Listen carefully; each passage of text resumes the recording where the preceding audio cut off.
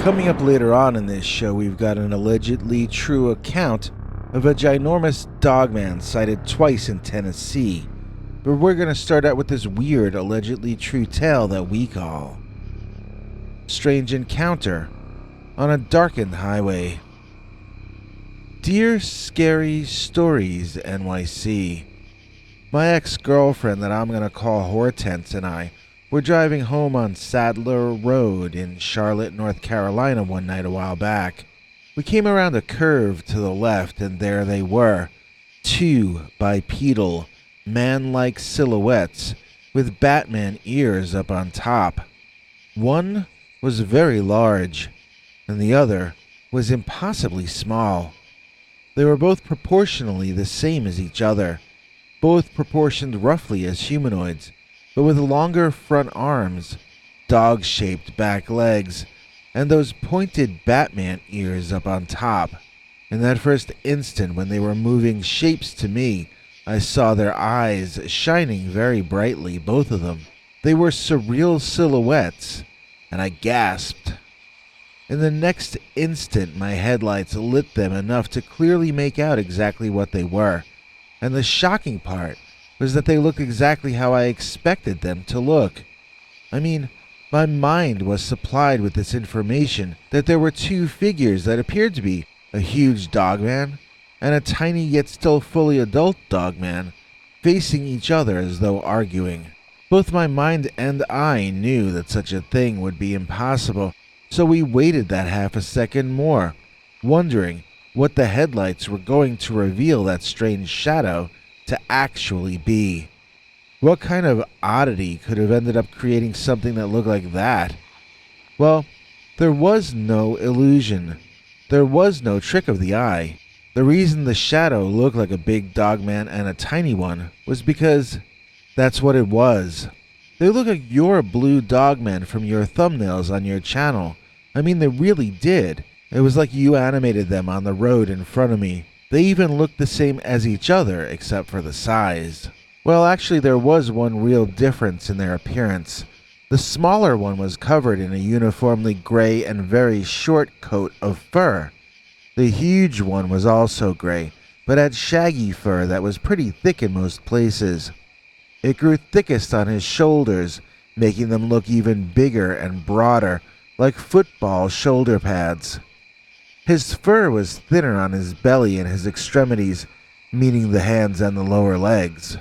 Both dogs were standing up on their hind legs, and when my car came around the turn, they both twisted in my direction to stare at me directly. It was clear they had been facing each other before my appearance. Why were they doing that? Were they having a conversation?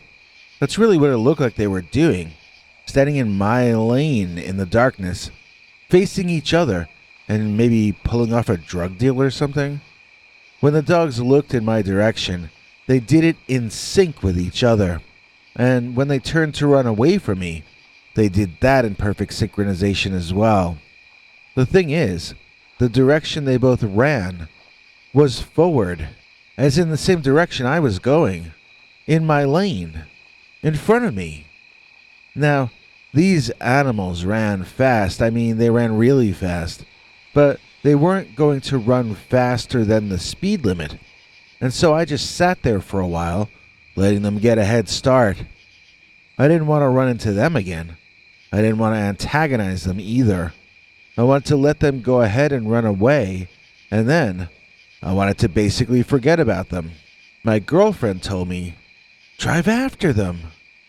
I asked, "Why?" She said, "I want one. The small one, I want him." I looked at her like she was crazy, which she gets triggered by because she is actually crazy. Hortense started this argument where I didn't even have to say anything, and I was getting yelled at anyway. And when she was done asking me a question, she wouldn't even give me time to answer before she resumed yelling at me as though my response had been something horrible. In this way, she got herself so agitated that I couldn't even understand what she was talking about after a while. Imagine how angry she would have been if I actually responded to her. That was kind of the story of my life with that girlfriend. Even if I got to see a strange cryptid sighting, my main memory of the miraculous once-in-a-lifetime occurrence would be her making it about herself again.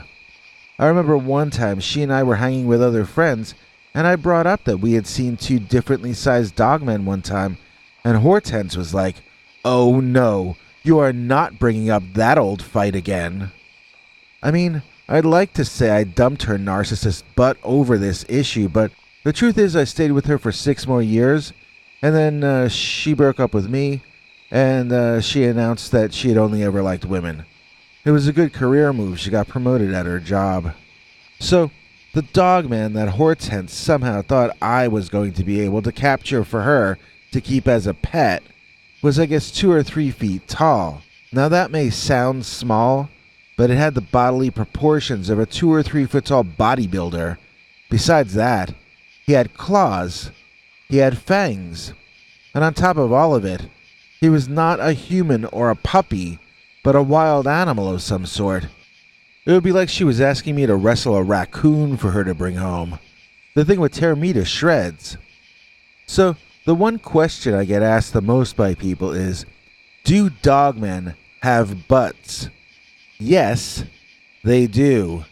I probably got a better view of the two of them running away than most people get when they have encounters. Yes, they have butts like human beings do. These two had short little nubby tails, but yes, they had butts. I think that's supposed to mean that they were born to walk upright. I think it means they aren't 4-legged animals. What I mean is, you can train your pet pooch to stand up for you, but that's not gonna give him a butt like a man has. The dogman, in other words, must be some other kind of species and not actually a canine, at least not in the traditional sense. And I guess that would be my main takeaway from my strange encounter on a darkened highway. Giant dogman in a giant cavern. Dear Scary Stories NYC, I've got a true story about a giant dogman at haunted Ruby Falls. We had 2 encounters with it, one inside a cave that we wandered into, and another time when the creature chased us while we biked. I'm pretty certain this was the same creature both times, as it was just so extremely tall.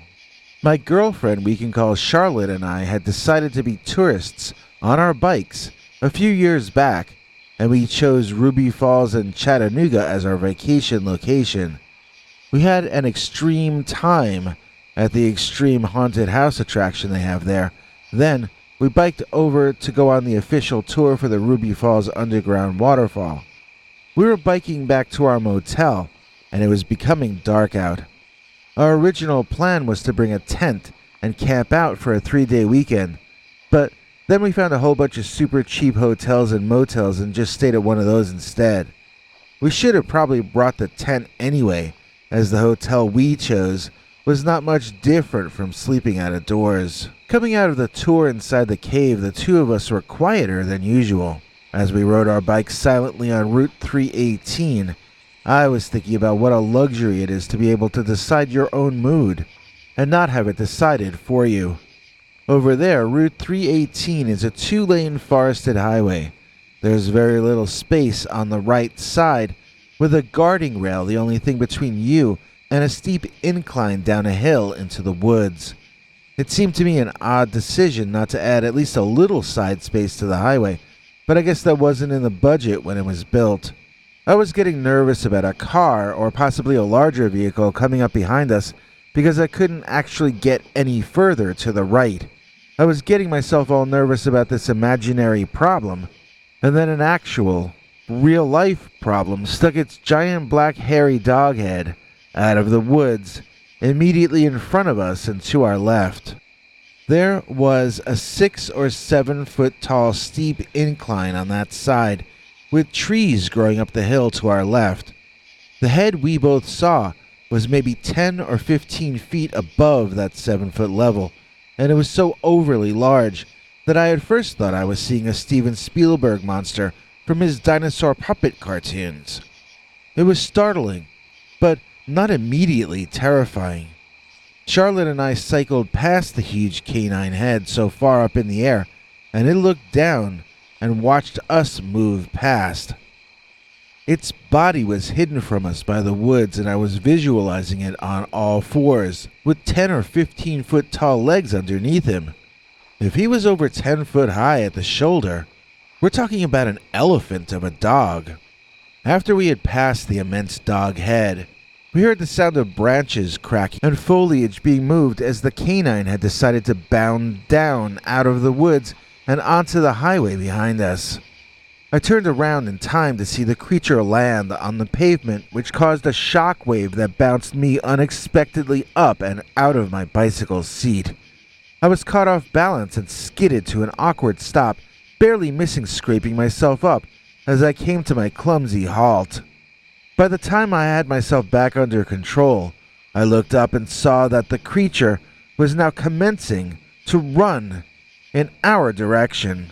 This might be a good spot to pause and define more specifically what I mean by the creature.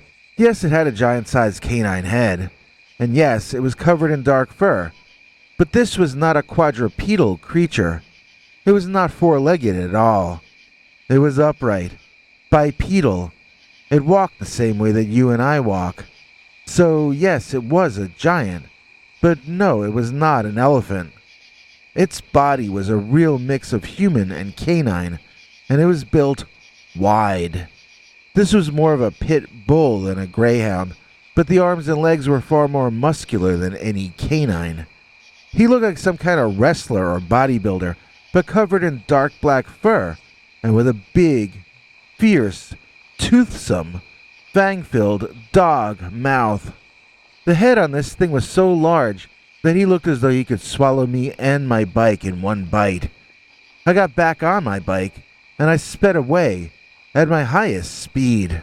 I could feel the dogman running behind us, quite literally. The road would move and vibrate each time he landed, with one foot or the other. He seemed to be only trotting as though he were curious to see how fast he could get us to go. I got the impression that we had become his playthings. With this realization also came the understanding that playthings can become disposable when they stop being fun.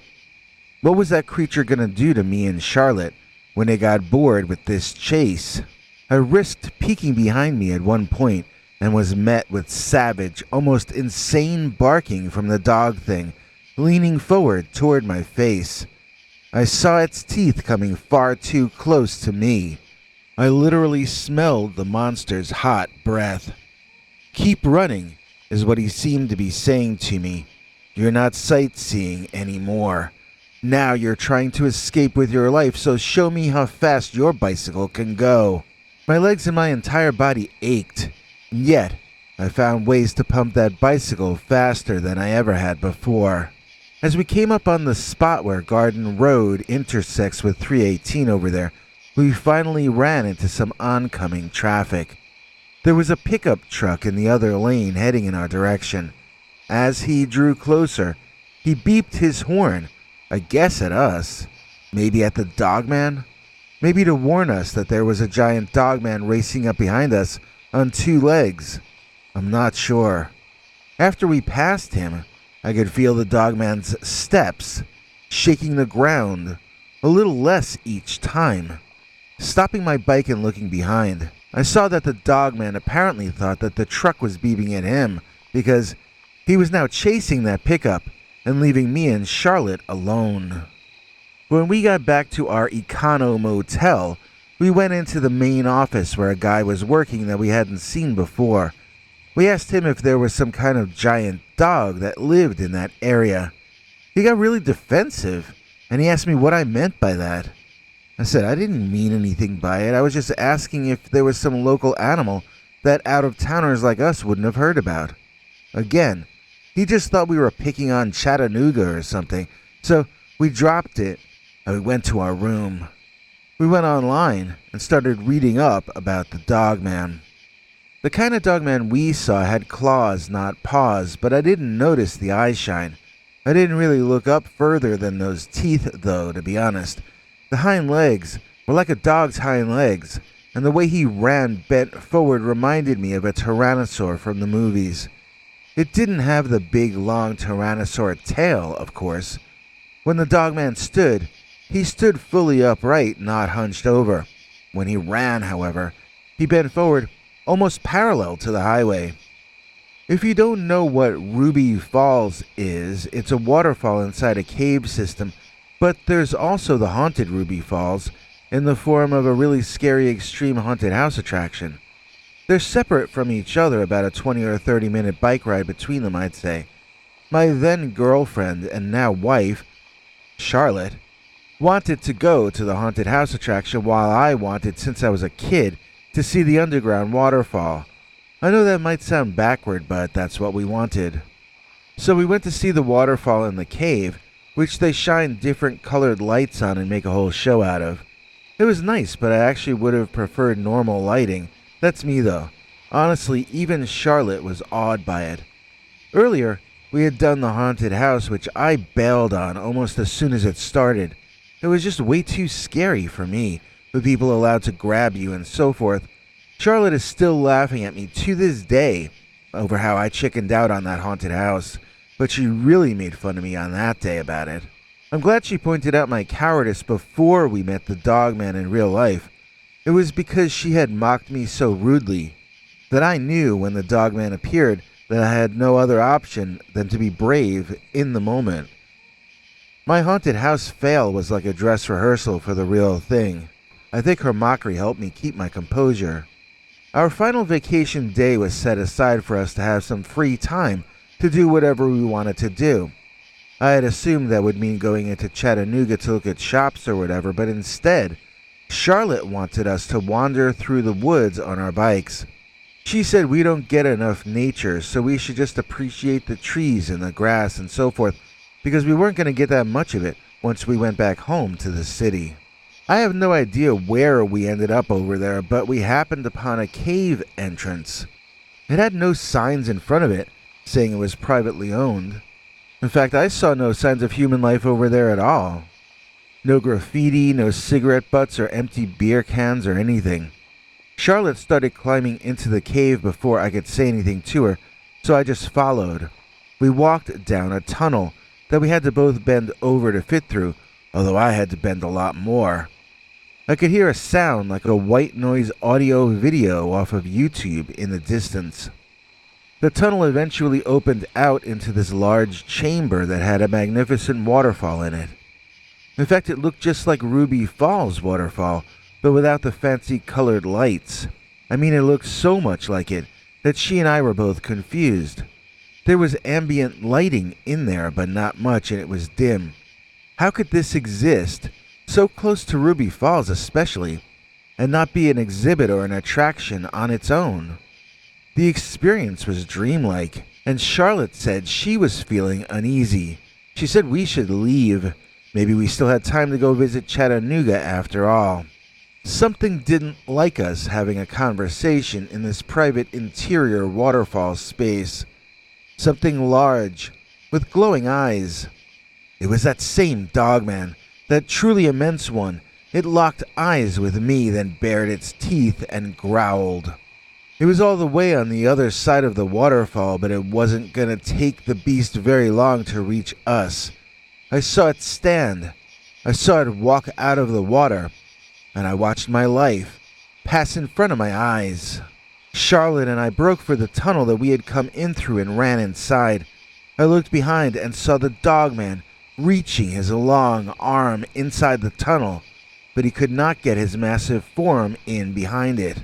When we got out of that cave, we jumped on our bicycles and got out of there at top speed. We went into Chattanooga for dinner. We had had enough of the woods. Seeing a giant Dogman 2 times in 3 days is enough to make anyone move out of even as beautiful a place as the Chattanooga area and go back to the city.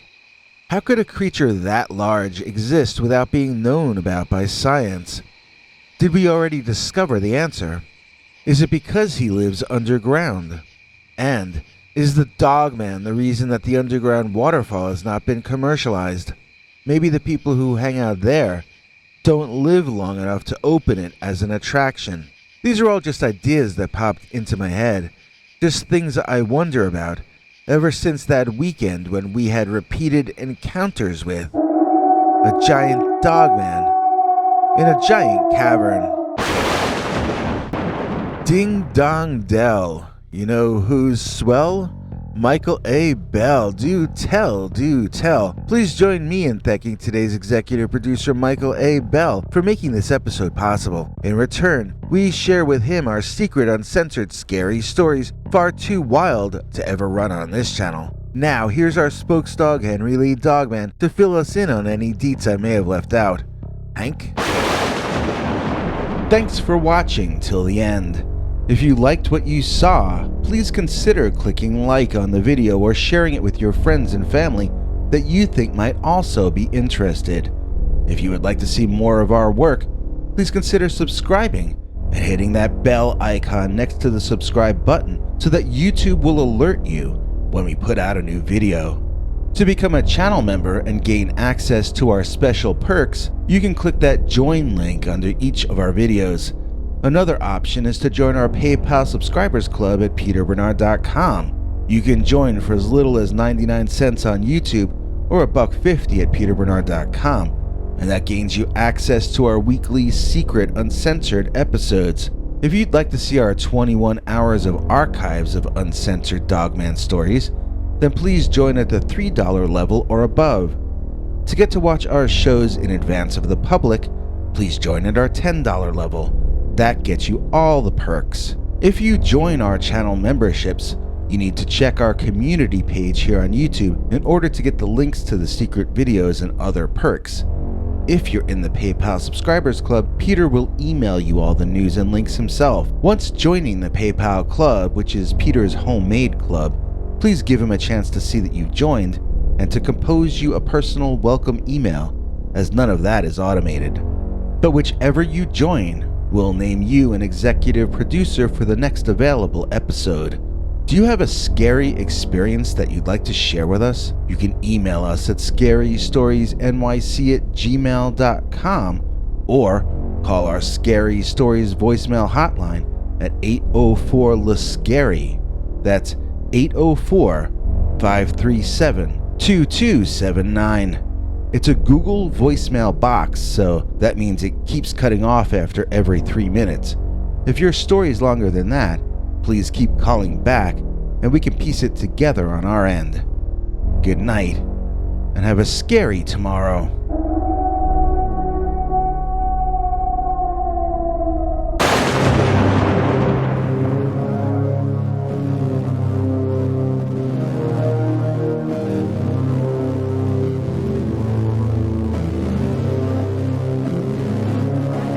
Come back for more scary stories.